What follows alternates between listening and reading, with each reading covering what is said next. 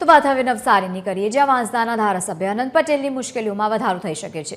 વર્ષ 2022માં વિધાનસભા ચૂંટણી પહેલા ખેરગામના થયેલા હુમલા અને ત્યારબાદ ફાટી નીકળેલી હિંસાના મામલે નવસારી ડિસ્ટ્રિક્ટ એન્ડ સેશન્સ કોર્ટમાં આજે સુનાવણી યોજાઈ શકે છે।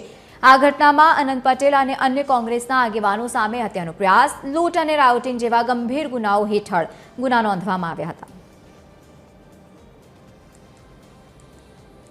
3 કેસો પૈકીના 2 કેસો નામદાર ત્રીજા અધિક સેશન્સ જજ સાહેબની કોર્ટમાં ચાલી રહ્યા છે।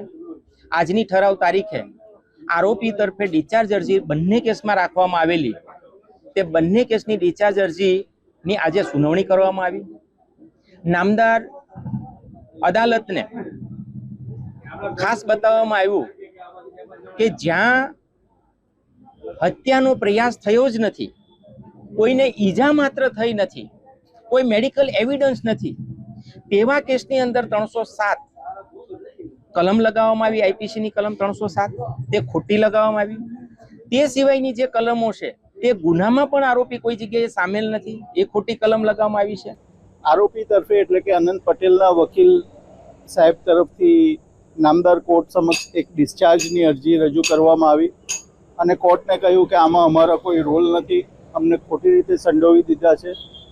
તે ડિસ્ચાર્જ અરજીનો વિરોધ કરતી અરજી અમે આપી, અમે સરકાર તરફે રજૂઆત કરી અને કોર્ટને જણાવ્યું કે ચાર્જ ફ્રેમ કરતી વખતે પ્રાઇમા ફેસી એવિડન્સ જોવો જોઈએ। બચાવનો આ સ્ટેજ નથી, બચાવ ત્યારે જ થઈ શકે જ્યારે ટ્રાયલ ચાલે, પુરાવા લીડ થાય, ત્યાર પછી બચાવની તક દલીલની તક